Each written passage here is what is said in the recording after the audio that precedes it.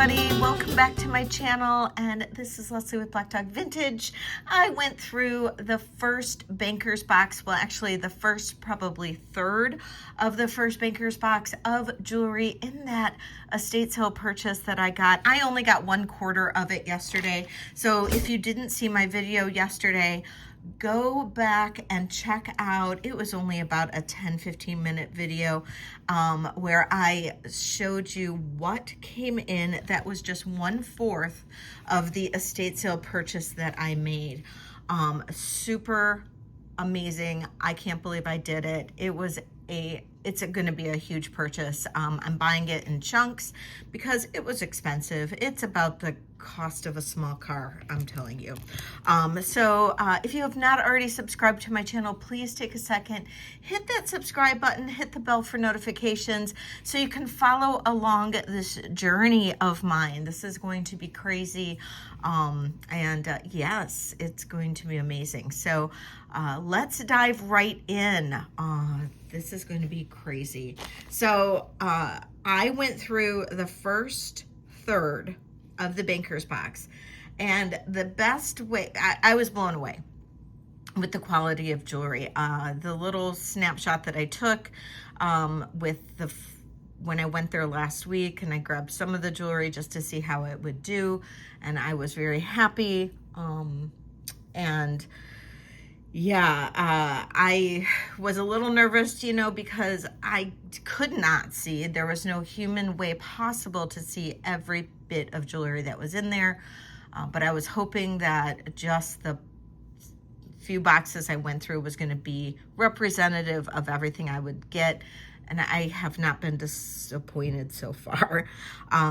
This box, the first third, was incredible and super high end. So I'm hoping that this is going to be just as successful as that little taste that I brought to you.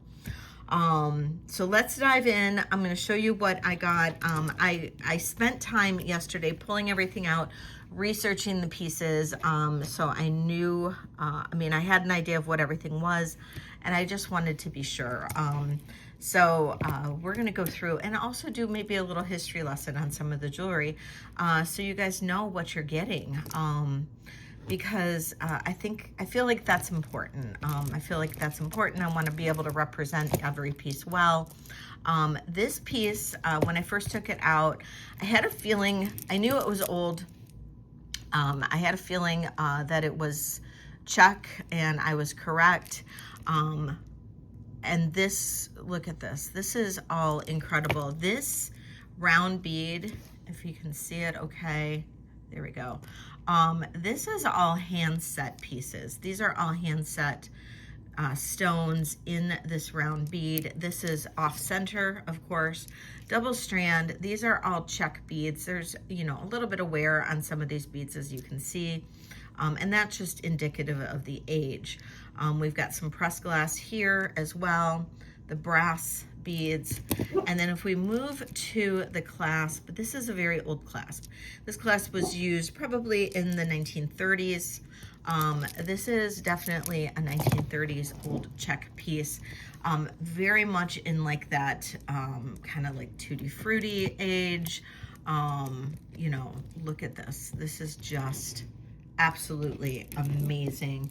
And it measures approximately 18 inches. So it's a good size.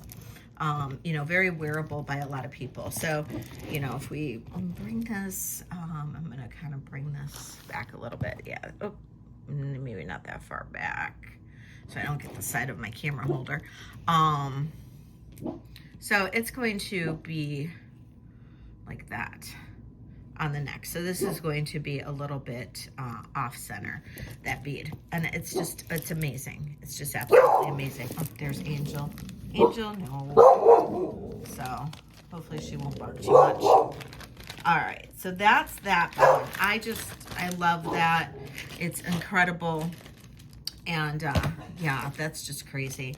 And one of the things I did get is, and I'll be showing a lot of these, is a lot of dress clips. And dress clips can be worn in a lot of different ways. And this one, I think is Coro. It's an unsigned Coro. Again, we've got the multicolored gemstones. I mean, not gemstones, but glass stones. And look at that. This is gorgeous. And that's the back of it. And why I think this one's Coro is based on the patent number. There is a patent number right back there. And you know, sometimes it's good to research the patent numbers. I did research this one. It is patent 1852188. And that patent number was often used. It went back to Finney and Fuller. And I research patent numbers. I go down rabbit holes. It was went back to Finney and Fuller. Many of you guys who have attended my Zoom calls for my channel members, again, if you are not a channel member, definitely take a look at that. I do Zoom calls for my members every other week. We talk about jewelry history, that kind of thing. It went back to Finney and Fuller, and Finney and Fuller clips like this were most often used by Coro. And so this is unsigned, but I do think it's Coro. I mean, it's probably a 90% chance it's Coro. And an Adolf Katz piece, who was a designer for Coro back in the 1930s, mid to late 1930s. So absolutely gorgeous Coro dress clip. And dress clips can be, you know, often, you know, I mean, they can be worn clipped on a jacket, or, you know, a lot of times they're clipped in the center of a top, you know, kind of like pointing towards the cleavage area or something like that. But often the best way to wear them anymore is on a necklace or a torque, almost used as an enhancer. So that's a great way to wear a dress clip anymore. So very old 1930s Finney and Fuller dress clip. I'll keep them out of the bags that I put them in. Keep them kind of so you can see them. Here's another dress clip. It's a Pomerance NYC. Again, 1930s. This one's in a little bit older condition, but look at those huge stones, and it is signed Pomerance NYC. Absolutely gorgeous. I love these big stones.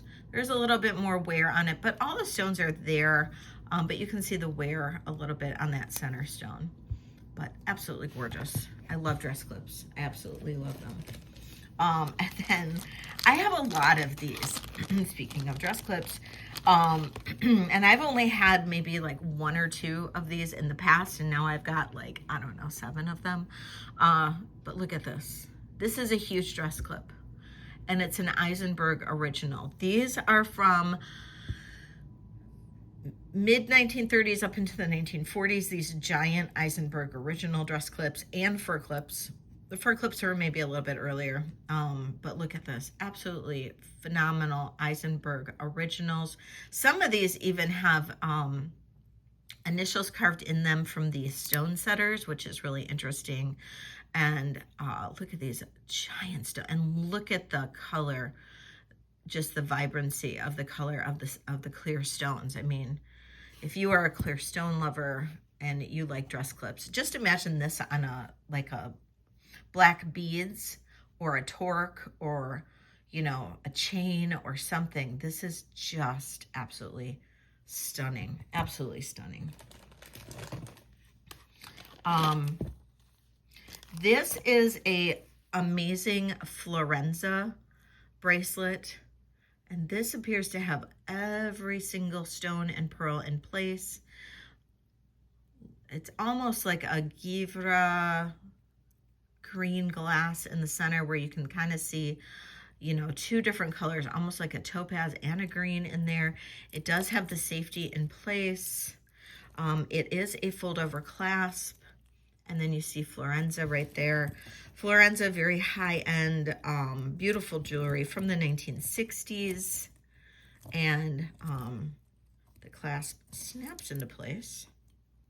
And this is a size, it's about a size 7. So absolutely gorgeous Florenza.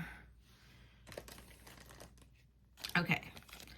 This is a book piece. It is another dress clip. It is a book piece. You can find this in the Eisenberg book. And it has all the stones, it's clear rhinestones. These are glass faux turquoise, gold tone. This is page 61 of the Eisenberg book. And there is the Eisenberg original. And most of these, if you find them out, it's rare to find a signed one. Like extremely rare to find this one signed. So this one is signed. So this is truly amazing. Could you imagine this on a necklace? It's actually almost got a curve. Put this on some turquoise even. This would be fabulous. Get a little almost like Southwest plus a vintage look.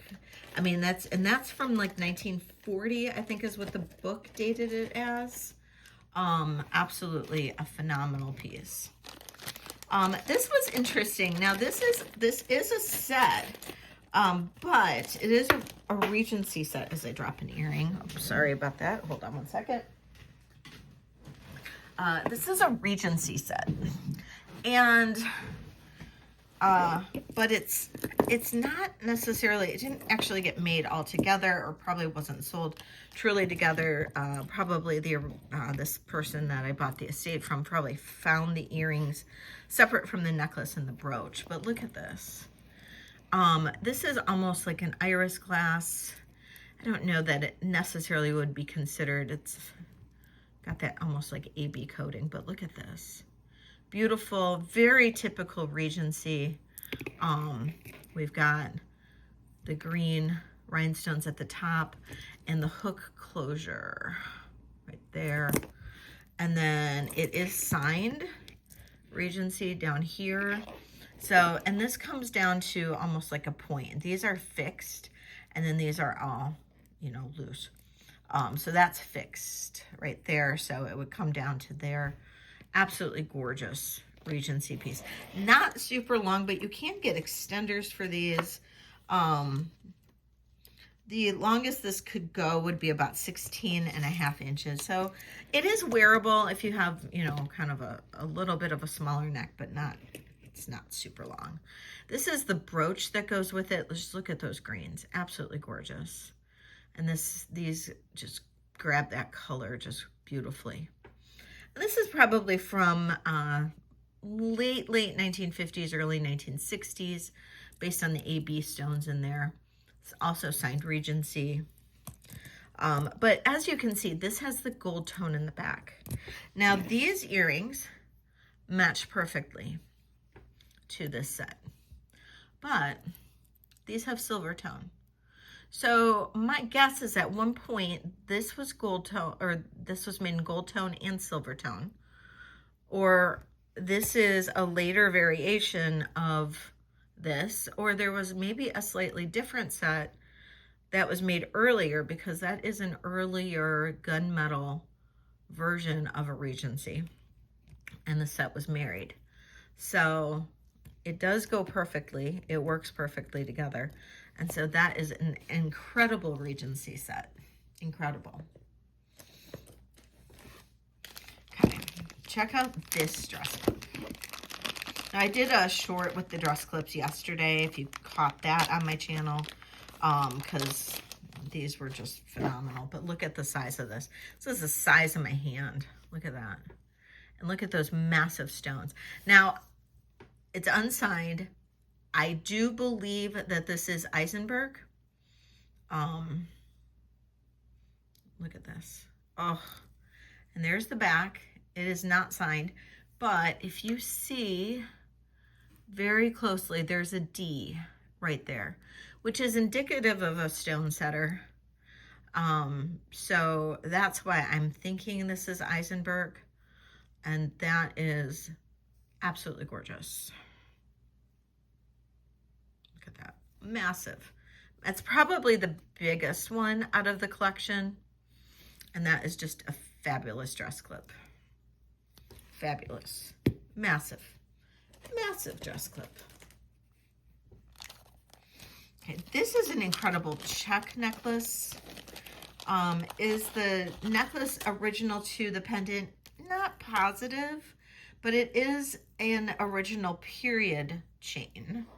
But look at this. Again, that kind of fruit salad or tutti frutti kind of look. Beautiful Czech stones. All of them are there. They are all open back. Absolutely gorgeous. And then we have this is gold fill. This chain is gold fill. And the chain is a thumb clasp. And it is marked right there, 12 karat gold fill, which is there, but I'm not sure if you can see it very well. And this chain is 24 inches long. Isn't that fabulous? It's gorgeous. These pieces are just absolutely, put it over here, just stunning. Just stunning. Absolutely stunning. Okay, many of you guys have heard me talk at length, both in maybe some of my charm videos and then also in other chats about Walter Lample heart charms. I love them. I've collected them. I love them. This is actually, but he did make other jewelry. This is an unsigned Walter Lample brooch. I did a lot of research to figure out this one because I thought this was so cute. It's very dimensional, really whimsical. It's a palm tree with little pearl coconuts. And then we've got maybe a flamingo or something sitting underneath the palm tree. And this is a copper colored metal. And then we've got little pink rhinestone there. And he's got a little pearl face. Isn't that cute? And this is the back. And I did a lot of research, and this did come up as a unsigned Walter Lample in almost everything. So absolutely adorable, super cute, unsigned Walter Lample brooch. And I mean, he even stands up. So you could display him if you wanted to and not wear him as a brooch. You could display him on like a dresser or something. And it's just so adorable. So, so, so adorable. Okay, another dress clip. I'm telling you, I got so many of these. But if you want to start a collection or whatever, very high-end collection, this is a great place to start. Right here, this is also another Eisenberg original. Feel free to look these up. I mean, these are insane, and I might have to put some of these on eBay or sell them somewhere. I don't know, but these, I mean, just look at how incredible these are. Eisenberg original. This one is probably early 1940s from the look of it. And could be late 1930s, but I'm thinking early 1940s. No mark of a stone setter here. That's why I'm thinking later 1940s. I'm not 100%, but there you go. And then we get to fur clips. And fur clips, so the dress clips, have this, part here. It's not going to ruin the fabric so much. Fur clips actually have prongs. So if you're unsure of like the difference between the two, these are very sharp prongs. They're meant to actually go through fur or something very heavy. This one is signed Eisenberg original, and you can see the mark of the stone setter here. This is a V. So this one I would date into the 1930s. And look at that one. Look at this middle stone. Freaking fantastic. Isn't that crazy? It's just amazing. So, again, absolutely gorgeous. Here we have a brooch, all done in topaz. It is not signed. My guess is maybe Austrian or something. It's not a Juliana. I'm sure some people ask me that. 1950s, how do we know? Late 1950s, could be early 1960s. How do we know? AB stones. AB stones weren't mass produced for jewelry until the late 1950s. So absolutely beautiful, beautiful piece. This is another one. Now, I do think this is a little bit later. I could be wrong, but just look at, there's no wear on this one at all, but I could be wrong. This could be like, I mean, it's at least 1960s, but this is incredible. Look at this purple and the AB. No wear on this. This does have this V, which does indicate a lot of times Austrian makers, but some open stones here. This is absolutely fantastic. Beautiful. Another huge, huge piece.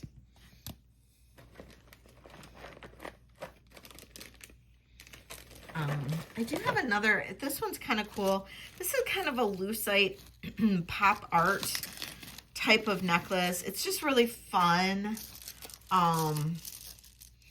It's just really kind of fun. It's got this chain, and it measures, for the necklace portion, about 32 inches. And this is the chain. It's definitely lucite. And then it's got this kind of like melted in lucite pendant. Just really different and unique. Kind of fun. Just really different compared to everything else that I'm showing you. And I just thought that was kind of neat. I don't know. Kind of fun. And so far I've only run across this compact. So, and this is a Dame Star Mother of Pearl compact. So if you are a compact collector, I do have this one. So that one's cool. It does still have like some makeup in it, I do believe. I didn't open up this portion of it. But it's got powder, and I didn't want to get powder all over me. So it does have that. Oops. And then there was another one. I think it's in here somewhere. I kind of wanted to show you this other one.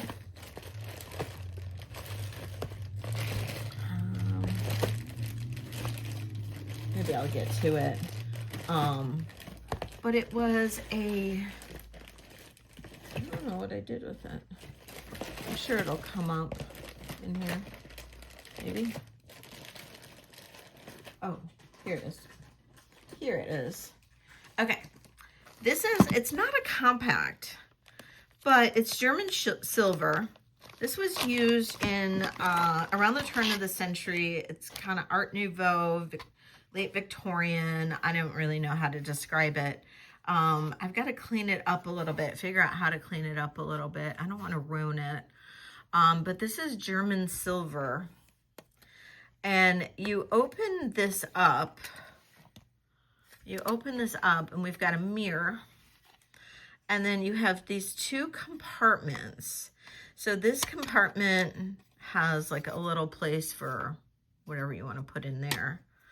And they call these dance purses. And then you have a little compartment here. And then this was a little place, and you would place coins in these little spots. And then it has these loops right here, and they would, where's the loops? Loops right here. And you could attach a chain to it, or you could attach it to like a waist belt, almost like a chatelaine or something. And really interesting piece. And it is marked German silver. I think it was on the inside. If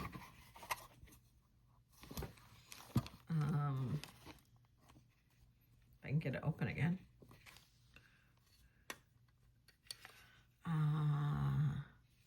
Where did I see the German silver mark? Oh, German silver. Right here. So I thought that was really interesting. Now I just got to figure out how to clean that up properly. I don't know if vinegar would work. I just don't want to ruin the finish. So I just need to figure that out. If anybody's got a suggestion, please let me know. I want to figure out how to clean that before I sell that. So if anybody's got a suggestion, please let me know, because it's really kind of a cool piece. Here's another really beautiful necklace. It's reminds me kind of, it's unsigned. It reminds me kind of like an early maybe Lisner or, you know, one of those types of pieces. Look at this, because it's got all these small stones. And it's very delicate, but look at the centerpiece. And then it's got this amazing part that goes up all the way around. And then it has all the way to the neck. And then it's got this fold over clasp. And it's not signed. Here's the back looks like. It's just amazing. Truly. And we'll open this and figure out the size on this. It's about 17 inches, so it's really not a bad size. Just absolutely, it's a stunner. It really is, it's a stunner. Okay. This is a small little Regency brooch. And this is almost like a black diamond kind of color with some clear. And this is signed Regency right down there. So beautiful signed Regency brooch. Gorgeous, amazing. Oh, here we've got another fur clip.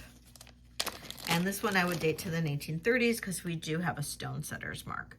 So really beautiful. And there's the fur clip portion, and then there's your stone setter's mark with an L. And there's that one. I mean, aren't these just crazy? Okay, this one's really interesting. This one's from 1970. And this one I had to do a little bit of research on. It took me a while. This is super rare. Look at that. Isn't that gorgeous? Look at that. Look at that art glass in the center. Beautiful emerald color and clear. And this one is marked on the inside. And it says, if you can read it, okay. It says Bill Smith of Richelieu. So if you've heard of Richelieu, that's a very popular vintage jewelry company. Actually, I was able to date this exactly to 1970. There are a couple of these out there and available out in the world.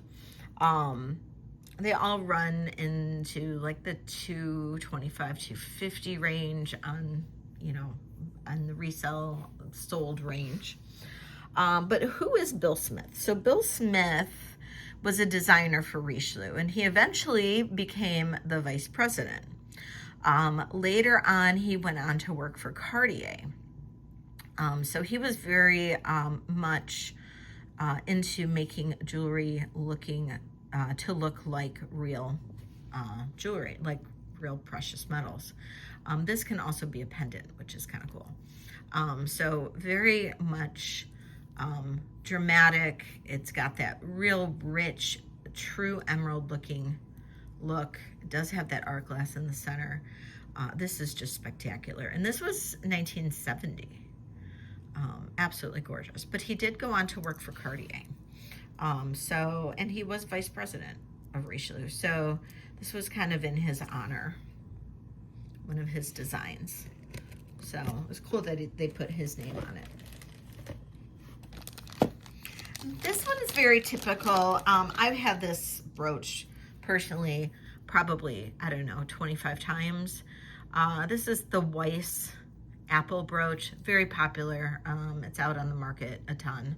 And you can see it marked Weiss right there. You'll see this out there a lot. So not super rare, but it is really pretty. And probably deserve it in almost everybody's collection, I'd say. Okay, these are fun. These are just super fun earrings. And I think if you love clip earrings and you like drama, these are great. But what's really cool is that these are old. These are truly old earrings, and they are marked West Germany. Look at these. These are about, how long are these? I forgot. I measured them yesterday and I forgot. I didn't write it down. 5 inches. These are 5 inches long. Look at that. I mean, how crazy are these? I was like wearing them for a little while yesterday. They're super comfortable clips, but they are marked Western Germany. These are ones that you would probably not wear a necklace with. These are just crazy cool, aren't they? They're just amazing. I love these. So if you want something super dramatic, really comfortable to wear, comfortable clips to wear, those are freaking fantastic. A little pearl detail in there. These are fantastic. Look how big these are. I love these. Love these big stones. How fun are those? Here's another absolutely dramatic, super dramatic brooch. Look at this. Oh my gosh. We've got the Givre stones. This is amazing. This is actually KJL, marked right here. So probably newer, I'd say. Really gorgeous. Amazing. This is huge, absolutely huge, 3 inches in diameter. Just a great brooch. Great. Great brooch. Oh, see, I told you, we've got another one of these. This is this is maybe a late 1930s, another fur clip. We have the eye right there. This is Eisenberg original. It's a little bit of a different signature, so I don't know. I'm thinking this could even be maybe a little bit earlier. I have to double check when they used this marking, but definitely 1930s again. Isn't that gorgeous? Crazy. Told you, I got a crazy amount of these fur clips. This is a sterling 1920s Art Deco necklace. Very delicate, but these are very highly collectible and in perfect condition. These are rare. I've had a couple of these. They've always gone very well. But look at this. This is absolutely a stunning piece. Absolutely stunning. It has a thumb clasp.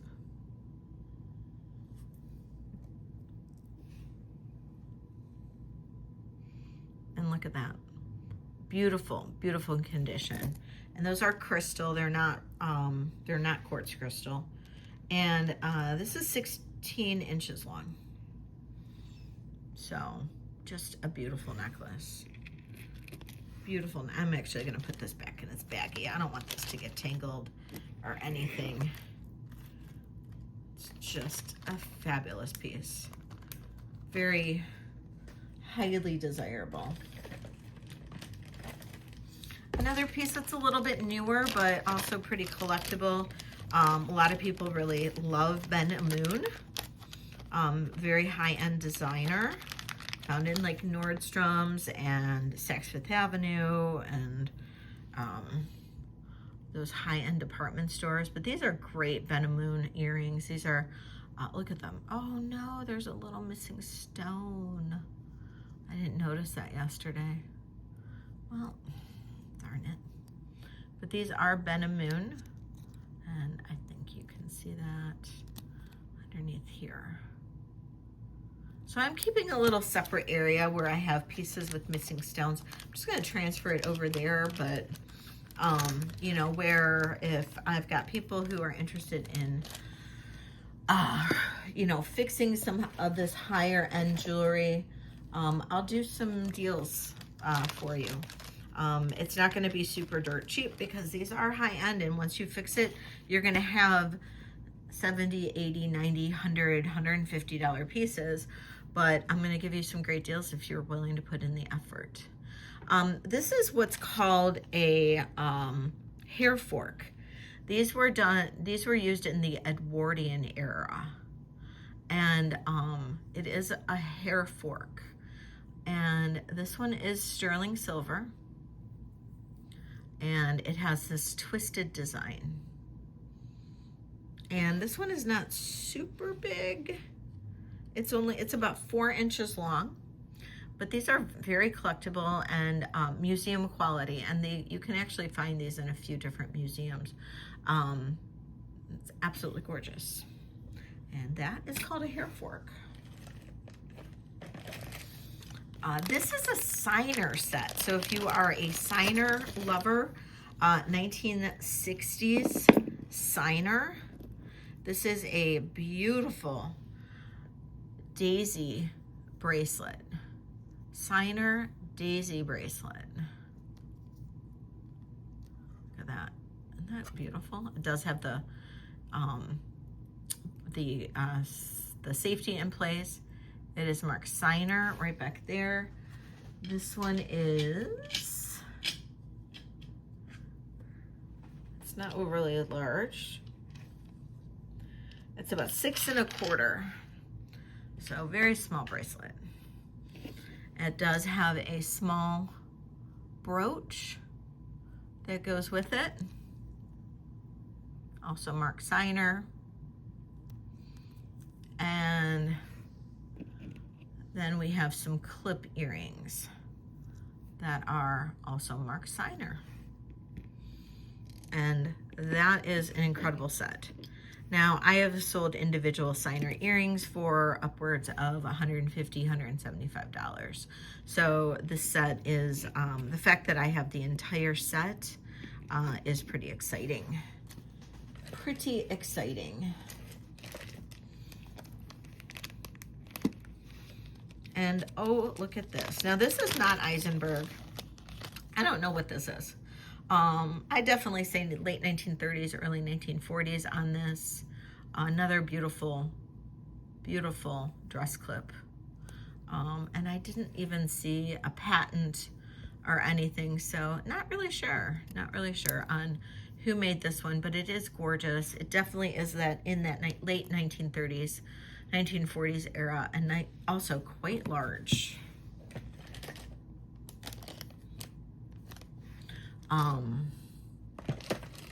Here's another, this is 1930s for sure. Very Art Deco dress clips. I love, you can tell I love dress clips. And this is a match set, which is also really nice to have. I did not see any stones missing in these, which is also very rare for these pave set pieces. And I didn't see any patent, very tight. I didn't see any patent or anything on these. So these are great. And these would be pretty on like two ends of a, you know, a bodice or something, or, you know, you can put them wherever you want. Beautiful dress clips.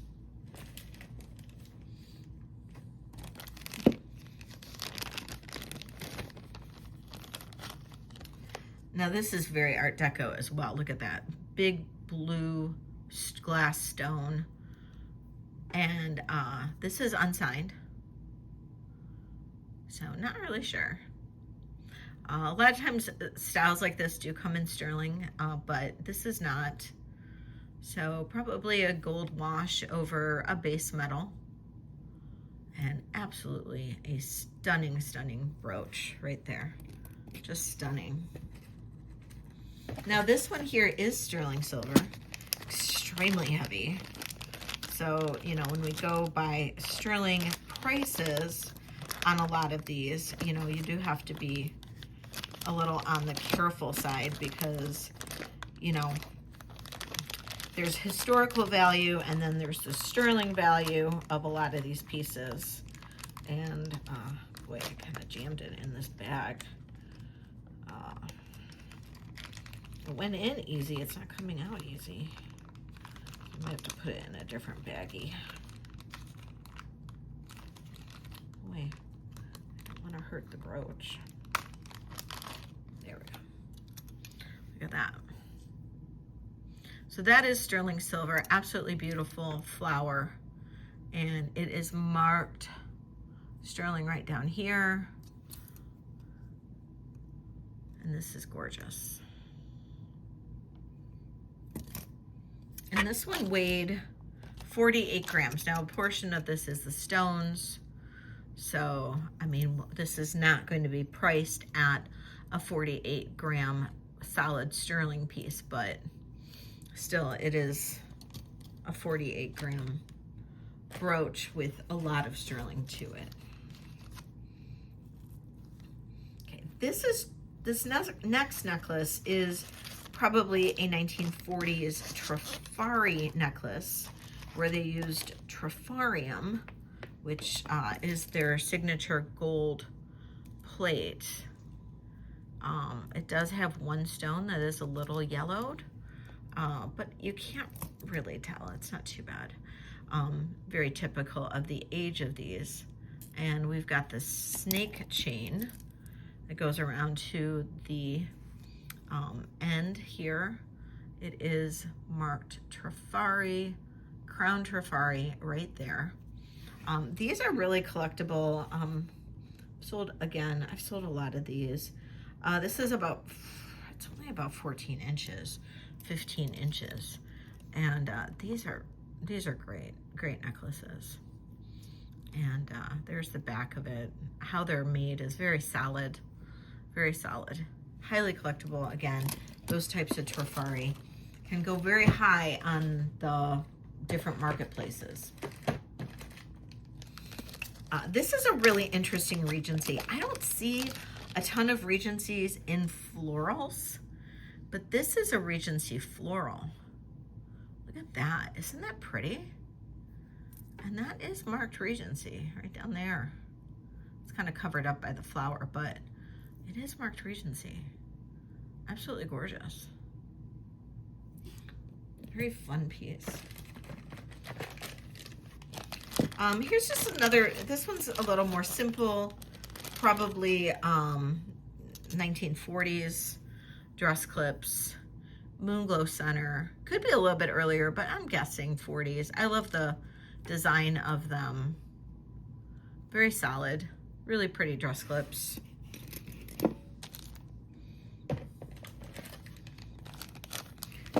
This one, my guess, this is another dress clip. My guess is this is 1930s. We kind of have this fruit salad, you know, looking flower in here with the multicolors. This is the back. Again, this is like never been used, I swear to God. Absolutely gorgeous. Pave set stones, not a stone missing. This is absolutely gorgeous. So I hope somebody likes dress clips, because this box so far has given me so many in just this first third of it. And then this is just a simple one, not an expensive brooch. I've had a ton of these. This is a My Fair Lady BSK brooch. And you can see the back of it. I've had a lot of different My Fair Lady brooches by BSK. They were big 1950s, 1960s. They started around the time My Fair Lady came out on Broadway. And then they really exploded when My Fair Lady came out in the movies in 1964. And so you'll see a lot of them out on the marketplace. And this is just a really nice example. And there's no marks or chips or anything like that on this one. And so that is just a really nice little My Fair Lady brooch. And then I'm going to finish with my favorite piece. And I think a lot of you guys know I love sash pins. And this is probably one of the coolest sash pins I've had. And this one does not have a stone. But this one has a dragon and a bee, which are two of my favorite things. I love bugs. I love dragons. And look at that one. So this one I definitely say is Art Nouveau. So very early 20th century. Could even, I mean, it might even date earlier. I'm not really sure. It does have a hand forged pin, as you can see. It has a C-clasp. It's in amazing condition. I might have to clean a little bit of that right there, but it's not too bad. I can get that very easily, but nothing on the front. Look at that. Isn't that absolutely stunning? Absolutely stunning piece. love this. So that dragon is, to me, my favorite piece. Right now I'm into these. I love all of these pieces. I really love the dress clips too. But I think the dragon is probably one of the highlights because it's probably one of the rarest pieces in this, other than the dress clips. So this is just a third. This is just a third of what I found. Let me know what your favorite pieces are. Don't forget to subscribe to this, to my channel, to give me a thumbs up. Please leave me a comment and please hype my video. It does make a big difference. Thank you all so much for joining me. I will have more estate hauls coming up and purse hauls. And if you missed my purse haul, I did do a quick live yesterday as well with the first couple boxes of the purses. So thank you all so much for joining me for that. And we'll see you later. Bye.